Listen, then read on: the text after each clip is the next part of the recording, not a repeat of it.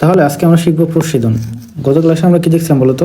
ব্যাপন দেখছিলাম, অবিশ্রবণ শিখছিলাম। তো আজকে হলো প্রশোধন। আমরা ইমভাবে সময় দেখছি, তাই না? তো প্রশোধন, প্রশোধন কাকে বলা হয় সরকারে আমরা গত ক্লাসে বলছিলাম। দেখো আগে মেইন কথাটা বলি যে দেখো আমরা দেখছিলাম যে উদ্ভিদ কি করে বলতো, তার এই যে মূলরমের সাহায্যে কি করে, মূলের সাহায্যে পানি শুষে নেয়, তাই না? পানি শুষে নেয়, পানি নিয়ে কি করে তার সারজাতীয় কাজ করে, তাই না? সজীব সদস্য রাখে তার কোষগুলো এবং সালোক সংশ্লেষ প্রক্রিয়ায় কি করে, খাদ্য তৈরি করে, পানি ব্যবহার করে। তবে উদ্ভিদ যে পরিমাণ পানি শোষণ করে তার পুরোটা কি করে না, ব্যবহার করে না। কিছু পরিমাণ বাষ্প আকারে বেরিয়ে যায়, দেহ থেকে বাইরে বের হয়ে যায়। যদি ওটা না বের হয় তাহলে কি হয়, রস স্ফীতি ঘটে, কি হবে, মরে যাবে, ফুলে যাবে, ফেপে যাবে, তাই না? আমাদের কোষের মধ্যে পানির পরিমাণ বেশি হয়ে যাবে, তারপরে কি হবে, আমাদের সেলগুলো নষ্ট হয়ে যাবে। তো তাহলে পানিগুলো বের করে দেওয়ার কি একটা প্রয়োজন আছে, দরকার আছে। তো এই যে প্রক্রিয়ার মাধ্যমে উদ্ভিদের অতিরিক্ত পানি দেহ থেকে বাষ্প আকারে বের হয়ে যায়, তাকে কি বলা হবে, প্রশোধন। তো সংজ্ঞাটা বুঝতে পারছো? হ্যাঁ। তো প্রশোধন, তাহলে দেখো প্রশোধন এর অপর নাম কি, বাষ্পমোচন। কি বলা হয়? বাষ্পমোচন উদ্ভিদের একটি বিশেষ সারবীতীয় প্রক্রিয়া। ওকে, আমরা পূর্বের পাঠে জেনেছি উদ্ভিদের বিভিন্ন সারবীতীয় কাজের জন্য কি পানি অপরিহার্য। তাই উদ্ভিদ মূল রোমের সাহায্যে মাটি থেকে প্রচুর পরিমাণে পানি শোষণ করে, যেগুলো বললাম। শোষিত পানির কিছু অংশ উদ্ভিদ তার বিভিন্ন বিপাকীয় কাজে ব্যবহার করে এবং বাকি অংশ কি করবে, বাষ্পাকারে বায়ুমণ্ডলে পরিত্যাগ করবে বা ছেড়ে দিবে। যেটা বললেন, উদ্ভিদের দেহ অভ্যন্তরে বা দেহের ভেতরে থেকে পাতার মাধ্যমে বাষ্পাকারে পানি নির্গমনের প্রক্রিয়া কি বলা হয়, প্রশোধন বাষ্পমোচন। তাহলে সংজ্ঞা, উদ্ভিদের দেহবন থেকে বা উদ্ভিদের দেহের অতিরিক্ত পানি পাতার মাধ্যমে বাষ্পাকারে নির্গমনকে কি বলা হয়, প্রশোধন। ঠিক আছে, তাহলে কিভাবে বলবো, উদ্ভিদের দেহের অতিরিক্ত পানি বাষ্পাকারে দেহের বাইরে বেরিয়ে যাওয়ার প্রক্রিয়া, নিষ্কাশন করা, বের করে দেওয়ার প্রক্রিয়ার নাম হলো বাষ্পমোচন। ওকে, দেখুন এই যে এই পানি বের করার প্রক্রিয়াটা আবার 3 ধরনের হয়ে থাকে। কি হতে পারে? 3 ধরনের। আসলে কিসের মাধ্যমে পানি বের করে দিচ্ছে তার উপর ভিত্তি করে পানিটা কিসের মাধ্যমে বের করে দিচ্ছে। তো এটা আমরা দেখি একটু। প্রশোধন প্রধানত পত্ররন্ধ্রের মধ্যে দিয়ে হয়। কি দেওয়া হয়? পত্ররন্ধ্রে। যদি এমসিকিউ আসে স্যার, অবশ্যই তো প্রশোধন প্রধানত মেইনলি কিসের মধ্যে দিয়ে প্রশোধন বেশি হয়? পত্ররন্ধ্রের মধ্যে দিয়ে। পত্ররন্ধ্র মানে কি? পত্র মানে পাতা, আর রন্ধ্র মানে কি? ছিদ্র। অর্থাৎ পাতার ছিদ্র, পাতার মধ্যে কি থাকে, ছোট ছোট ছিদ্র থাকে, যাদের কি বলা হয়, পত্ররন্ধ্র বলা হয় থাকে। এটা মনে রাখবা, পত্ররন্ধ্র মেইনলি এই যে এরকম কাঠামো একটা, কি কেমন কাঠামো, এই যে এরকম একটা কাঠামো, ঠিক আছে? এরকম দেখো মাঝে একটা কি আছে বলতো, এই যে ছিদ্র আছে, এই ছিদ্র চারপাশে সাপোর্টিং সেল আছে, এগুলো কি বলা হয়, রক্ষী কোষ। কি বলা হয়, রক্ষী কোষ। দুই পাশে দুটো কি আছে, রক্ষী কোষ। এবং রক্ষী কোষে দেখবা নিউক্লিয়াস আছে। কি বলতো, কোষের মধ্যে নিউক্লিয়াস থাকবে না, থাকবে। ওকে, এবং এর মধ্যে এই যে রক্ষী কোষের মধ্যে কি থাকতে পারে বলতো, ক্লোরোপ্লাস্টও থাকতে পারে রক্ষী কোষের মধ্যে। তাহলে কি ঘটে, সালোক সংশ্লেষণ করতে পারে। ওকে, বুঝতে পারছো? ওকে, আর এগুলাকে রক্ষী কোষ বললাম। আর এই যে চারপাশে যে কোষগুলো আছে, এগুলাকে কি বলা হয়, সহকারী কোষ বলা হয় থাকে। তো দুই সাইডে থাকবে রক্ষী কোষ। আর পাতার গঠনটা কি স্যার এরকম, কিন্তু এটা দেখা যায় না তো এরকম। এটা আসলে বিভিন্ন, এই যে সহকারী কোষে বললাম না, সহকারী কোষ, এই সহকারী কোষের পার্থক্য কিন্তু আমরা এই পত্ররন্ধ্রকে আর কয়েক ভাগে ভাগ করা হয়। ঠিক আছে, ঠিক আছে, এরপরে পড়বা এগুলা। ঠিক আছে, এগুলো বড় ক্লাস আছে, ইন্টার আছে, রক্ষী কোষের মানে আমাদের পত্ররন্ধ্রের প্রকারভেদ। তোমাদেরকে সেই ক্লাস লাগবে না, শুধু ওই যে প্রশোধন কিসের মাধ্যমে হয়, পত্ররন্ধ্রের মাধ্যমে। পত্ররন্ধ্রে কি কি পার্ট থাকে, একটা রন্ধ্র থাকবে, তারপরে রক্ষী কোষ থাকবে, দেন হলো সহকারী কোষ থাকবে। ঠিক আছে, এটা মনে রাখবা, শুধু আর কিছু লাগবে না। ঠিক আছে, ওকে। তো প্রশোধন প্রধানত পত্ররন্ধ্রের মাধ্যমে হয়। এছাড়া কাণ্ড এবং পাতার কিউটিকল, কাণ্ড পাতার কিউটিকলের মাধ্যমে হয়। তাহলে হলো কি, পত্রের মাধ্যমে, কিউটিকলের মাধ্যমে, এবং কাণ্ডের ত্বকে অবস্থিত লেন্টিসেল নামক বিশেষ ধরনের অঙ্গের মাধ্যমে অল্প পরিমাণে কি হয়, প্রশোধন।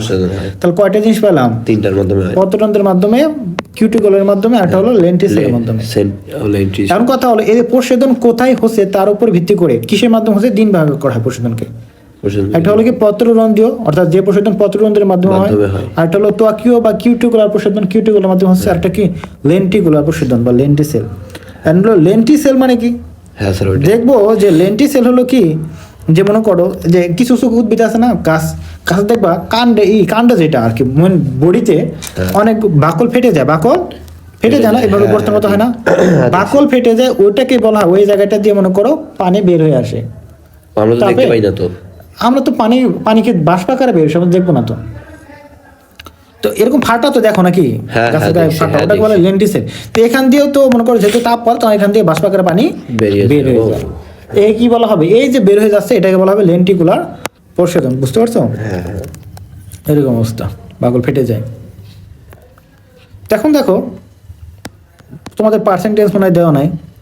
তো এই যে প্রস্বেদন বললাম, এর মধ্যে প্রায় মাত্র 1% হয় কিসের মাধ্যমে, ধরা যায় 1% হলো লেন্টিকুলার প্রস্বেদনের মধ্যে হয়। ঠিক আছে, মনে করো।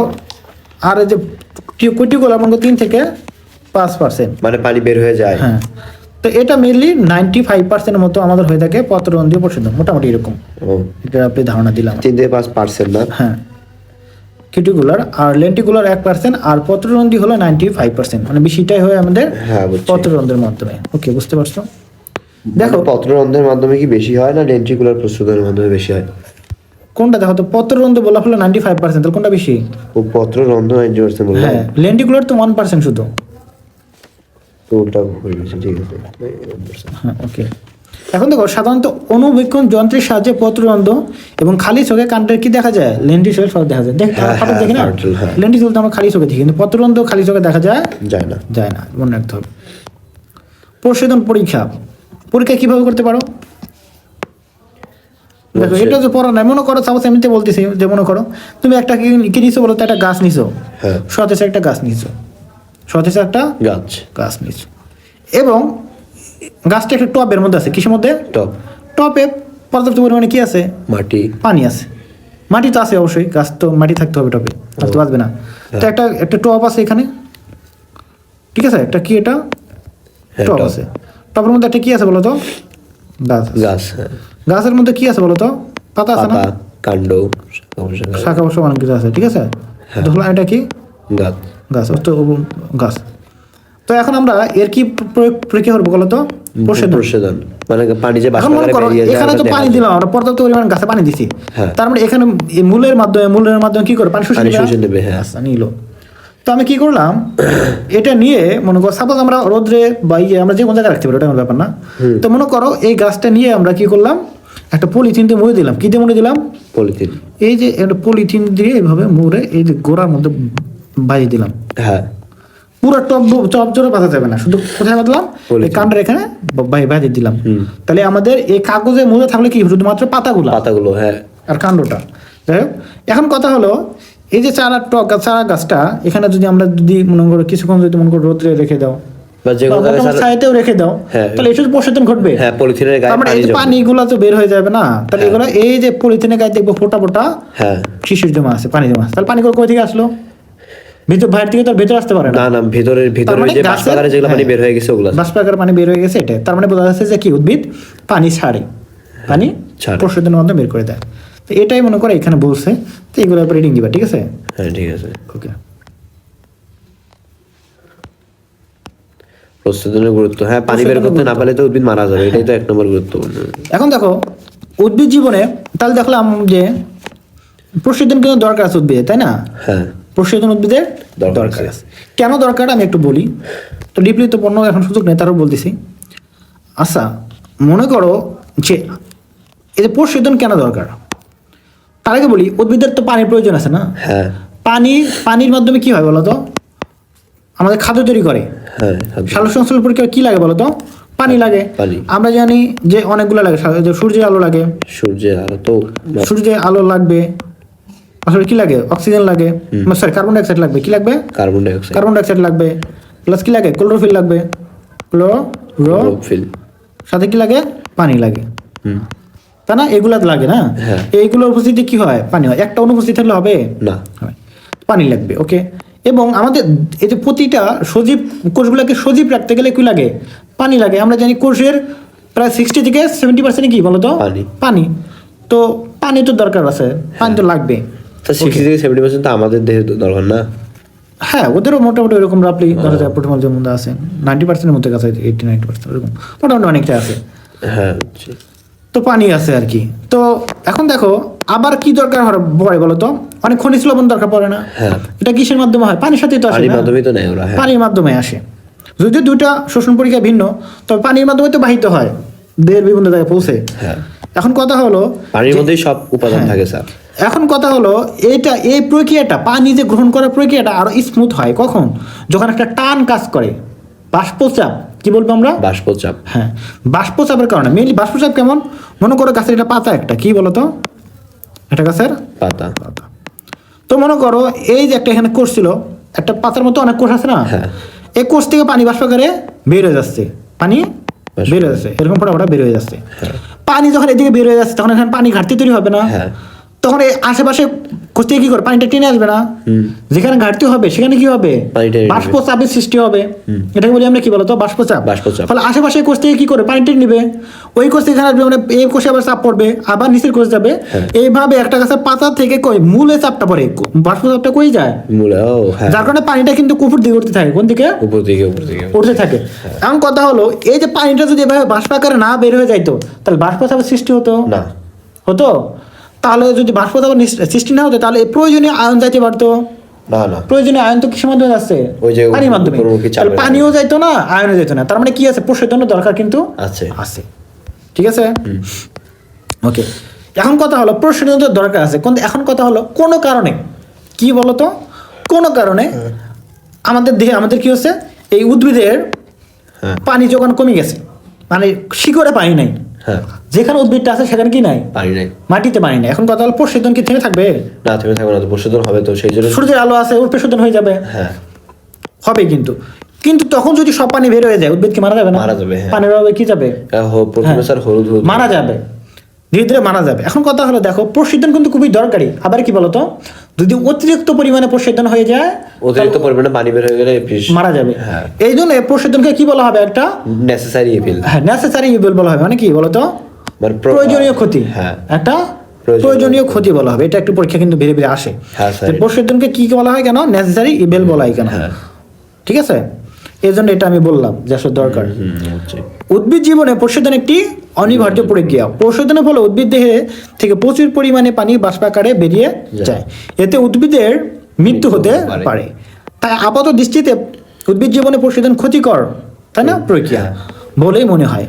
এজন্য প্রশোধনকে কি বলা হয়, প্রশোধনকে বলা হয় উদ্ভিদের জন্য একটি নেসেসারি ইভিল।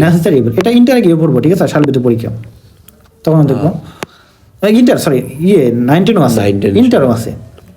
তবুও প্রশোধন প্রক্রিয়া খুবই কি বলতো গুরুত্বপূর্ণ। আচ্ছা স্যার 19 এটা ফিজিক্স বইয়ে থাকবে নাকি, না বায়োলজিতে অবশ্যই, বা এটা কেমনে বায়োলজি পড়ে, জীব বিজ্ঞান মানে কি, জীব, উদ্ভিদ এবং প্রাণী, তো এটা কি উদ্ভিদ না প্রাণী না, উদ্ভিদের মধ্যে উদ্ভিদ শালীন তত্ত্বের মধ্যে পড়বে না এটা, হ্যাঁ আচ্ছা ঠিক আছে বুঝছি। দেখো কিন্তু ব্যাপন প্রশোধনটা পড়বে এখানে, তবে ব্যাপনটা কোথায় পড়বে বলো তো, ব্যাপন মনে হয় ফিজিক্সে, ব্যাপনটা পড়বে কোথায়, ব্যাপন অভিস্রবণ, এটা তো এটা তো প্রশোধন, এটা আবার কেমিস্ট্রিতে পড়ে, কেমিস্ট্রি না, ব্যাপন অভিস্রবণ, আবার হলো নিঃসরণ, এগুলো পড়বে হলো নিঃসরণটা, তোমাকে আমি এখানে বুঝাই নাই, এটা তোমার বই নাই, এর জন্য বুঝাই নাই, সমস্যা নাই, ঠিক আছে, দিবে না, তারপর একটু বল দেবো না আমি শেষে, ঠিক আছে, নিঃসরণটা কি, ব্যাপনের সাথে একটা রিলেটেড আছে একটা জিনিস। তোমার তুমি যে ক্লাসে পড়ছিলা কখন নিঃসরণ কথা বলছিলে, তোমার নিঃসরণ স্যার একটু মনে করতে, এটা মনে হয়, আচ্ছা আমি তোমাকে বলবো না ক্লাস শেষে। তাহলে দেখো তবুও প্রশোধন কি উদ্ভিদ জীবনে খুবই গুরুত্বপূর্ণ, কারণ প্রশোধনের ফলে উদ্ভিদ দেহ থেকে পানি বের করে দেয় এবং অতিরিক্ত কি পানি চাপ থেকে মুক্তি থাকে, এটা একটু কারণ দেখো উদ্ভিদের একটু যেটা প্রথম বলছিলাম আগে বলে আসলাম যে উদ্ভিদ দেহে মনে করো যে জল স্ফীতি করতে পারে কোষগুলো, তাহলে কি হবে, সেটা সমস্যা হবে, তাহলে অতিরিক্ত পানি বের করে দিতে হবে, তো এটা দরকার। আবার একটা কি বলতো, যে আরেকটা কি হলো, ওই যে বাষ্পচাপ সৃষ্টি, বাষ্পচাপের সৃষ্টি করতে হয়। তো প্রশোধনের ফলে কোষের ঘনত্ব কি হয়, বৃদ্ধি পায়।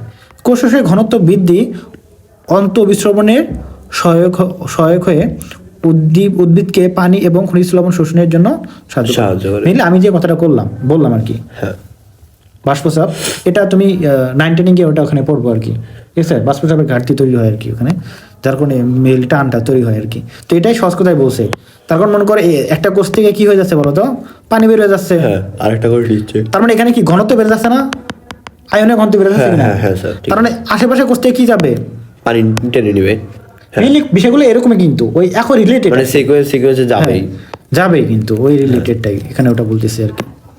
ওকে, তাহলে কোষ শোষক গতিবিধি এগুলো বলছে। তাহলে এটি উদ্ভিদ দেহকে ঠান্ডা রাখতে এবং আর্দ্রতা বজায় রাখতে কি করে, সহায়তা করে। প্রশোধনের ফলে খাদ্য তৈরির জন্য পাতায় অবিরাম পানি সরবরাহ সম্ভব হয়। এই যেটা কিন্তু বললাম, যেটা একটু আগে তোমাকে বললাম আর কি, প্রশোধনের কারণে কি হয়, পাতায় অবিরাম পানি সরবরাহ, কারণ ওই যে পানি বের হয়ে যাচ্ছে এই জন্য যাচ্ছে, না হলে যাইতো না, এই জন্য কিন্তু অবিরাম পানি সরবরাহ সম্ভব হয়। পাতায় প্রশোধনের ফলে জাইলেম বাহিকায়, বলছিলাম না জাইলেম, ফলে জাইলেম বাহিকায় পানির যে টান সৃষ্টি হয়, এই যে টানটা আমি যে বললাম ওটার কারণে হয়ে থাকে, তা মূল রোম কর্তৃক পানি শোষণ এবং পানি উদ্ভিদের শীর্ষে পরিবহন করে। যে চাপটা তৈরি হয়, চাপের কারণে এক ধরনের শোষণ তৈরি হয়, এটা মূল অব্দি পৌঁছায়, এই জন্য আমাদের পানি উপর দিকে যায় আর কি। এখন দেখো উদ্ভিদের প্রশোধন প্রক্রিয়া সালোক সংশ্লেষণ শোষণের মতো পরিবেশ তেমন কোনো প্রভাব রাখে না। মেনলি বাহিগুলাতে মনে করো অনেক প্রভাব আছে, মনে করো সালোক শোষণের উপরে, বা তবে প্রশোধন হতে তেমন প্রভাব ফেলে না। তবে পানি চক্রে বাষ্পীভবনে অর্থাৎ ভূপৃষ্ঠের পানি জলীয় বাষ্প হিসাবে বায়ুমণ্ডলে প্রেরণ করতে জলজ উদ্ভিদের প্রশোধন প্রক্রিয়া খুবই ভূমিকা রাখে। জলজ উদ্ভিদে কি বলছে, তবে দেখো পানি চক্রে বাষ্পীভবনে অর্থাৎ ভূপৃষ্ঠের পানি জলীয় বাষ্প হিসাবে বায়ুমণ্ডলে প্রেরণ করতে কি করে, জলীয় উদ্ভিদের স্থলজ উদ্ভিদগুলো কি করবে, এই ভূমিকা পালন করে। তার মানে দেখো বায়ুমণ্ডলে যে পানিটা যায় কি হিসাবে যায়, বাষ্পাকারে। তো এখানে আমাদের এই যে উদ্ভিদের পাতা থেকে বাষ্পাকার যাচ্ছে, তার মানে কি বায়ুমণ্ডলে পাতা না, তো বায়ুমণ্ডলে পানি দিতে সহযোগিতা করতেছে উদ্ভিদ এখানে প্রশোধনের মাধ্যমে, যদি এটা খুবই কম পরিমাণে। প্রশোধনের ফলে প্রচুর পানি কি হয়, বাষ্পাকারে বায়ুমণ্ডলে পৌঁছায়। এখন কথা হলো পানি এবং খনিজ লবণের পরিবহন, তাহলে কিভাবে হচ্ছে এটা একটা আমরা দেখবো।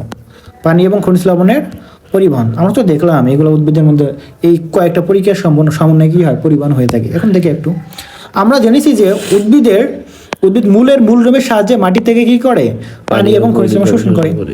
এই পানি ও খনিজ লবণের দ্রবণকে কাণ্ড এবং শাখা প্রশাখার মধ্যে দিয়ে পৌঁছানো খুবই দরকার, কারণ পাতায় প্রধানত এগুলোকে কি করে, সালোক সংশ্লেষণ প্রক্রিয়ায় খাদ্য তৈরির রসদ হিসাবে ব্যবহার করে, তাই না, কাঁচামাল হিসাবে ব্যবহার করে, পানিগুলো ব্যবহার করে খাদ্য তৈরি করে।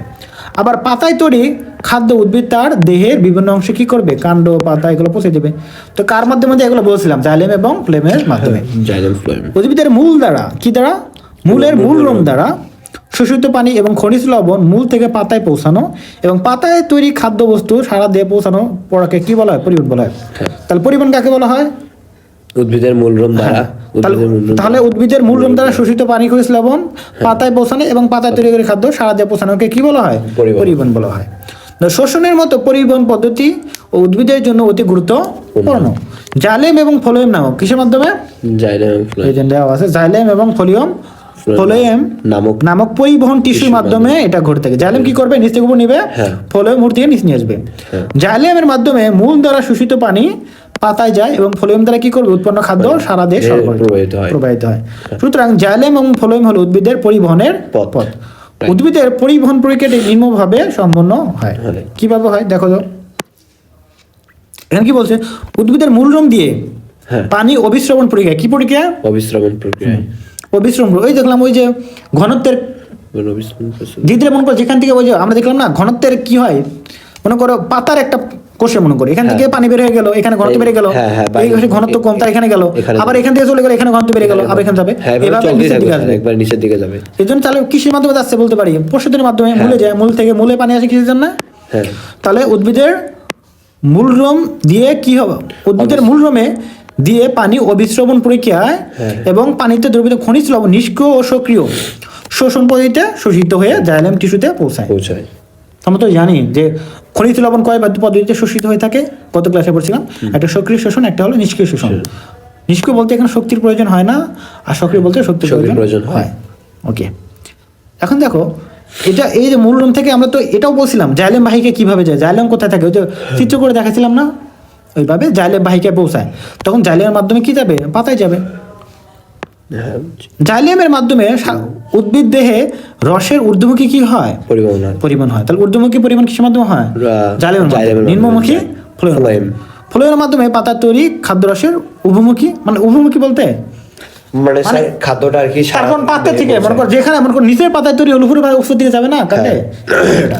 তবে নিম্নমুখী যদি বলি সেটাকে কার ক্ষেত্রে হবে শুধুমাত্র ফ্লোয়েমের ক্ষেত্রে। তো এর ক্ষেত্রে দুইটাই ঘটে আবার, ঠিক আছে? হ্যাঁ দুইটাই। ওকে, উদ্ভিদের সংবহন ও পরিবহন বলতে প্রধানত ঊর্ধ্বমুখী পরিবহন এবং নিম্নমুখী পরিবহনকে বোঝায়। যার ঊর্ধ্বমুখী কি করে থাকে জাইলেম, নিম্নমুখী কি করে ফ্লোয়েম। মাটি থেকে মূলরম দ্বারা শোষিত পানি এবং খনিজ লবণ একত্রে কি বলা হয় আমরা রস বলি। যে জাইলেম বাহিকার মধ্যে দিয়ে পাতায় পৌঁছায় তা একটি পরীক্ষার মাধ্যমে প্রমাণ করা যায়। এজন্য প্রয়োজন পেপারোমিয়া উদ্ভিদ খুবই স্বচ্ছ, ঠিক আছে? পানির গতি আমরা দেখতে পারি, একটু কালার করে দিলে কি করতে পারি পানি যে উঠতে সেটা বোঝা যায় উদ্ভিদ দিয়ে, বুঝছো? খুবই স্বচ্ছ উদ্ভিদ। এই গাছের কাণ্ড ও মধ্যশিরা কি খুবই স্বচ্ছ। এই জাইলেম বাহিকাটা খুবই কিনতে পাওয়া যায়। উদ্ভিদ তো এসব আছে না, দেখো না তুমি এগুলা উদ্ভিদ আশেপাশে আসছে হয়তো তোমাদের এদিকে থাকতে পারে, থাকে। দেখো উদ্ভিদের পরিবহন উভমুখী পরিবহন, দেখো তাহলে কি হবে উদ্ভিদের উভমুখী পরিবহন কি হবে? এই যে মূলের মাধ্যমে পানিগুলো গেল জাইলেম বাহিকায় গেল, যার পরে বিভিন্ন পাতায় যাবে, ঠিক আছে? খাদ্য তৈরি করবে, এগুলো সাথে বোঝা যাবে, এটা দিচ্ছে আর কি ব্যাপার না। তাহলে এই যে উদ্ভিদের মধ্যে কিভাবে পরীক্ষা করি আমরা? মেনলি একটা ওই উদ্ভিদ পেপারোমিয়া উদ্ভিদ নেওয়া হয়। পেপারোমিয়া মানে কি? পেপারোমিয়া গাছ এটা? হ্যাঁ পেপারোমিয়া গাছ। কি যে গাছ এটা নামে তো? আমি তোমাকে একটু পরে দেখাই ছবিতে। দেখো পানি পরিবহনের পরীক্ষা কিভাবে করব? প্রয়োজনীয় যে ইট লাগবে, পেপারটা লাগবে, বোতল লাগবে, তুলা লাগবে এবং লাল রং লাগবে। লাল রং কেন দিব? পানি সে যে লাল রং মানে যে পানিটা যে উপরে যাবে দেখা যাবে, ওইটা দেখা যাবে।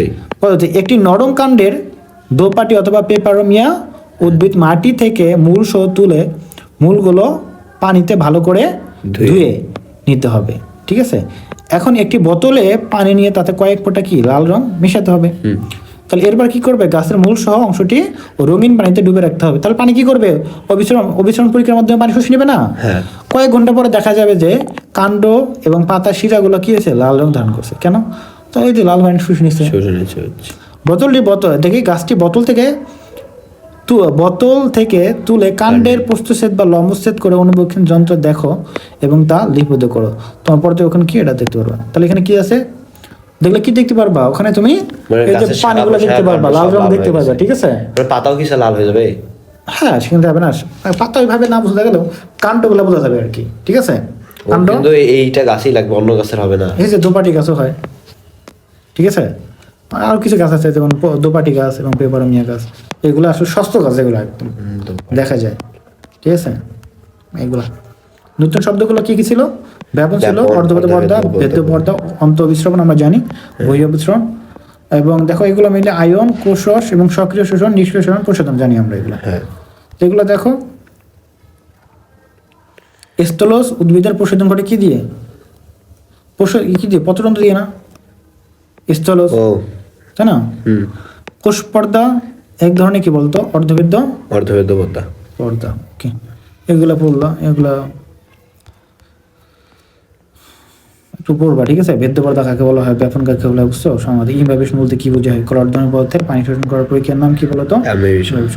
প্রশোধনকে কেন নিস্তারী বেল বলা হয়? এটা তো আসবেই। তো এগুলো একটু পড়বা, পারবা। এর পড়া পরের দিন কি পড়বা বলো তো?